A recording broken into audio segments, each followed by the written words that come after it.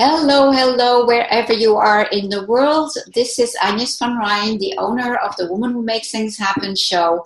And today it is my pleasure to interview Sarah Entrup. Sarah is an intuitive healer and guide, and she's teaching people how to always awaken to more of who they are. Through guided meditations, workshops, and private sessions, she teaches practical ways to remove blocks and overcome inhibiting internal patterns and programming. She specializes in helping women tap into the inherent pleasure and power of their bodies so that they can create from their light and wholeness. With grace and grit, sass and sincerity, Sarah has worked with thousands of high-level execs, spiritual seekers, and stay-at-home moms all over the world. She has a BA in contemplative psychology from Narupa University and is an ordained minister with the Church of Inner Light. Sarah, welcome to the Woman Who Makes Sarah, welcome to the Woman Who Makes Things Happen show. Sorry, I could not even pronounce it. Welcome. How are you? I'm so well. Thank you so much for having me here. It's such a pleasure to be here with you. I'm glad to have you. I'm glad because I'm going to discover about you because I don't know you. So I will discover you together with the listeners. So tell us more about how your whole journey started. Well, so I'm clairvoyant, as you said, and my journey started basically when I was a child. I was very sensitive as a child, very overwhelmed as a child, and was experiencing energy and spirit, and I didn't have a context for it. So I grew up kind of in a lot of fear because I was seeing things that I didn't understand and my parents didn't understand, and then later on, and I just want to say before I actually go on, I think this is true for all of us. I have 2 young children now, and it's very clear that they can see energy and guides and everything else, the veiled world, and I think most children can. I've actually never met a child that can't see this, but for many of us, it gets turned off, the older we get. And for whatever reason, mine never got turned off. And then I found when I was about 18 years old, I went over to Europe to travel. And I ended up staying in northern England for a year.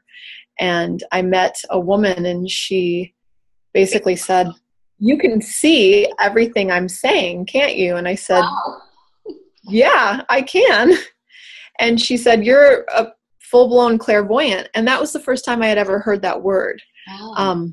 I had no clair what, clair who. Mm-hmm. And so then I spent the next, most of my 20s unraveling what it meant to be a clairvoyant and how I could use that to help and serve people in the world. And I did a lot of training. I moved to Boulder, Colorado, and I did a lot of training to really develop a language and a format and a way to communicate what I was perceiving and experiencing in other people. And one of the main things I did in my 20s was to really work on myself and clear all of my blocks and to really unwind all of the energy that I was storing and carrying from my past, my childhood, maybe past lives, and on and on. So it's been an interesting journing. This is the only business I've ever done. And so when did you start your business then? I started doing readings and healings for people when I was 21, and I'm turning 40 this year. So when you started doing your readings, was it from the start with the idea of making a business out of it, or were you just playing with it? No, I was pretty clear that that's what I was. It was the more I got clear about my gifts, the more clear it was like, oh, this is what I'm here to do. And so it was definitely, I'm going to make a business out of it. Mm-hmm. And I went gung-ho, full throttle.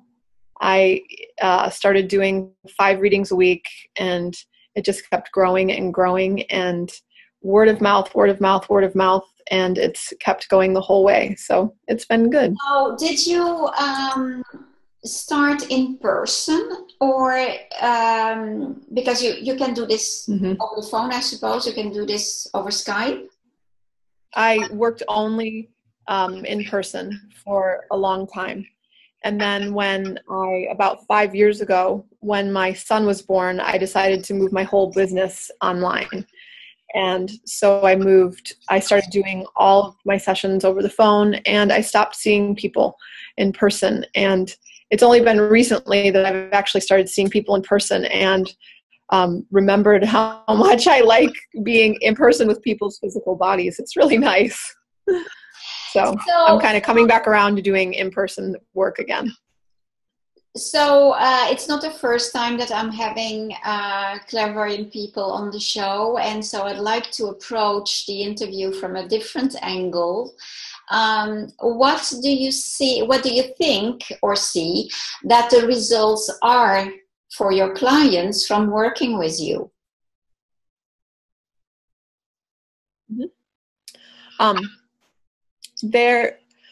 I feel like one of the greatest gifts that I help people experience in themselves is a connection to spirit. And whatever that is for them. It could be their higher selves, it could be their own intuition, it could be source energy. But to me, when we have that connection to spirit, then life is more rich, it's more magical, it's more meaningful. Yeah. And when we have that connection, all of this makes a lot more sense. All of this world makes a lot more sense. And I find when people don't have that spiritual connection, that spiritual link in themselves, life is more flat. It's a little bit more boring. It's a lot more effort. And so that tends to be what I really focus on, helping people get connected. Mainly, to begin with, it's usually to themselves. Okay, how can we get you more present and more connected to your own inherent wisdom, your own inherent light? And then from there, how can that translate into the rest of the world? And so, what do you think? I have a view on this, of course. I've had that type of consultations as well. What do you think, from a more concrete point of view, is changing in their life? Where what? You broke up a little bit. Oh, we have a bad connection apparently today. I hear you extremely well. From a more concrete point of view, what do you think is changing in their lives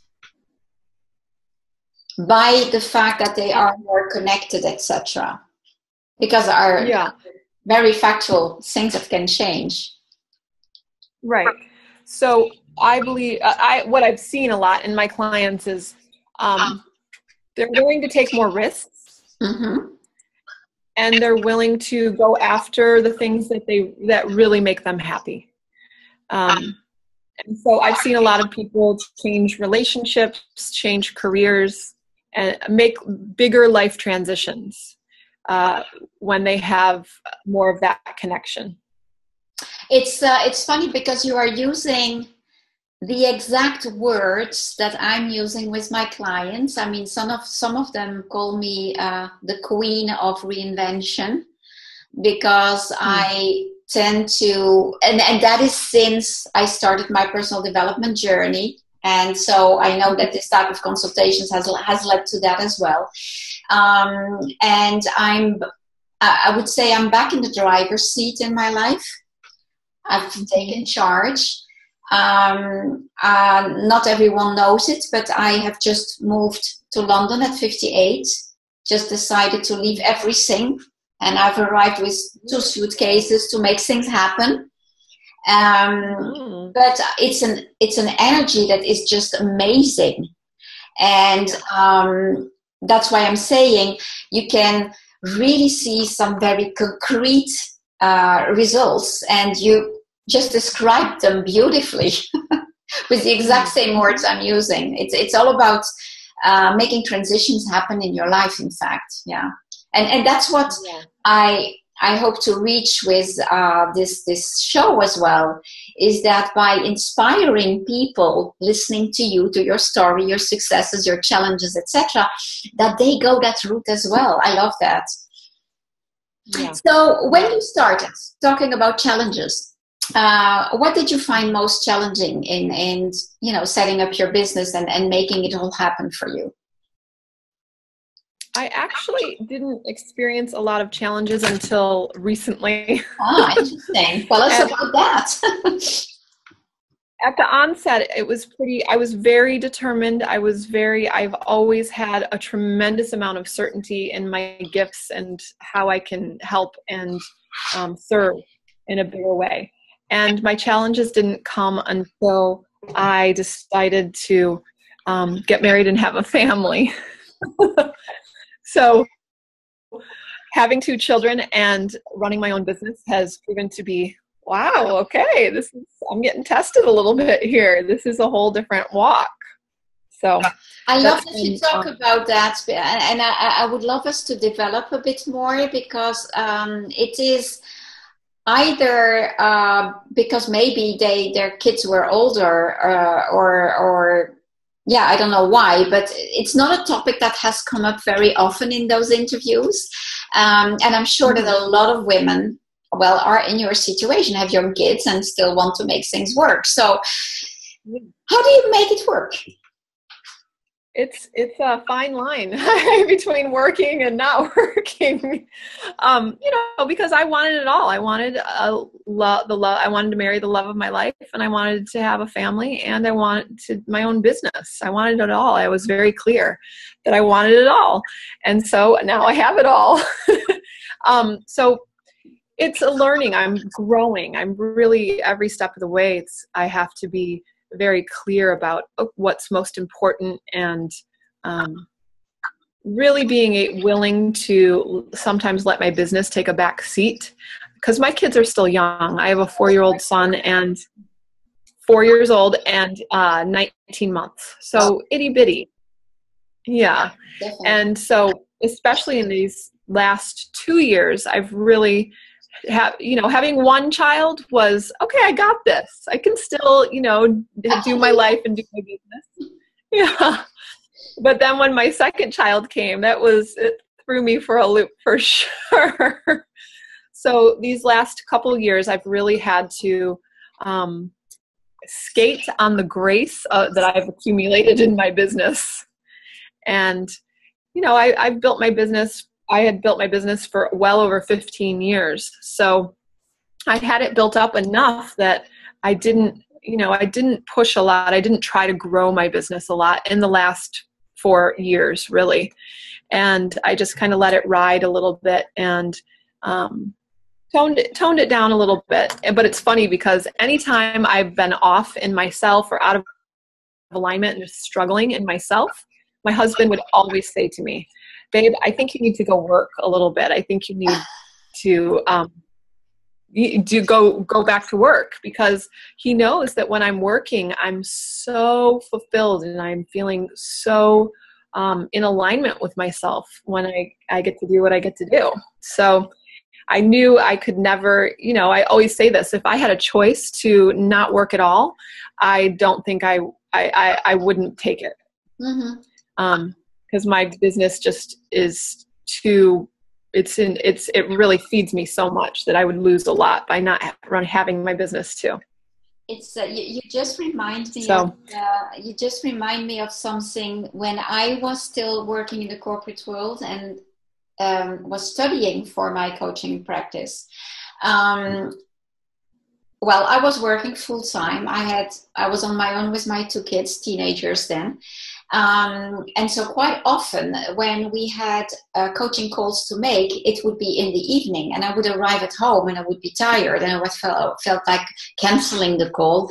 And my son always reminded me, I mean, he was at an age where he would understand things like that, and he would say, go for the call, mommy. The moment you will get started, you will feel so much better, because it was feeding me exactly what you're describing. It's really something that was extremely important, and they had noticed. So good for your husband that he tells you that. Excellent. And so Yeah. So those are you? I can imagine that living that multiple level type of life that women can have. Are you delegating? Is there anything? What are you doing to help yourself manage? I definitely delegate. I have support definitely around my business. I have people that help me do some of the different parts of my business. And then I've recently actually, because I work 3 days a week, I recently built all my self-care regimens into my work schedule. So yeah, because if I try to do it when I'm with my kids or on the weekend with my family, it doesn't work. So I've built it into my work schedule, and that's really helping me quite a bit. You know, it's like twice a week I'm going to yoga. Once a week I'm going on a walk and doing the things that I need to be doing to take care of me. And it helps. It absolutely helps. If I didn't have that, I kind of go a little crazy. Yeah, I can imagine. Do you do anything? Do you have any daily routine that you have in place to help you stay focused, etc.? What do you do?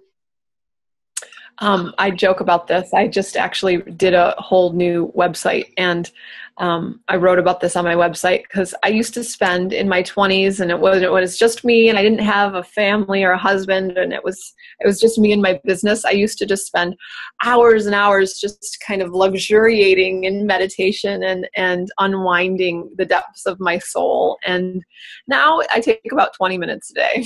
And I've got So what do you focus on 20 minutes? Is it a 20 minutes meditation, or do you do other things? It's 20 minutes of meditation, and that's my very separate practice is 20 minutes where I ground and I release, I let go of whatever I'm carrying, whatever I'm holding. And then, because I believe that we are perfect, we are whole, we have everything we need. It's just that sometimes we're not connected to it. So if we let go of everything we're holding, then our wholeness is right there. So that's my formal practice. And then throughout the day, I'm practicing, like when I do the dishes, I'm practicing gratitudes. And when I go to the bathroom, I'm bringing light into my body. And so I have little tricks that I've learned throughout the years to keep me going throughout the day, because, it's always about remembering. It's remembering and coming back and coming back.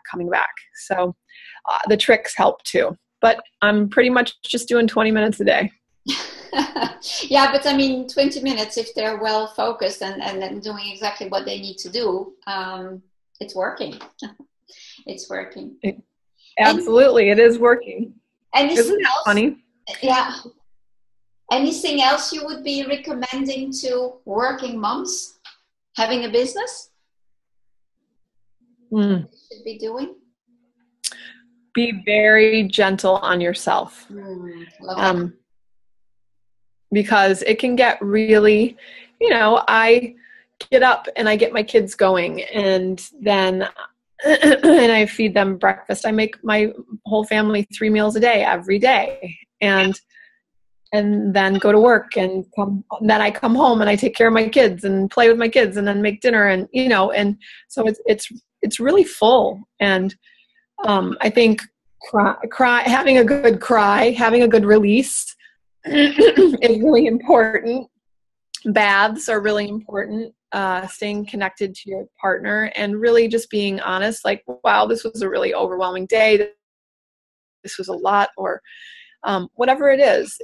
And if you can afford to, and you have the ability to have support, have really good people that can help you make dinner, like I have the most amazing babysitter nanny, and she cleans my house. Bless her heart.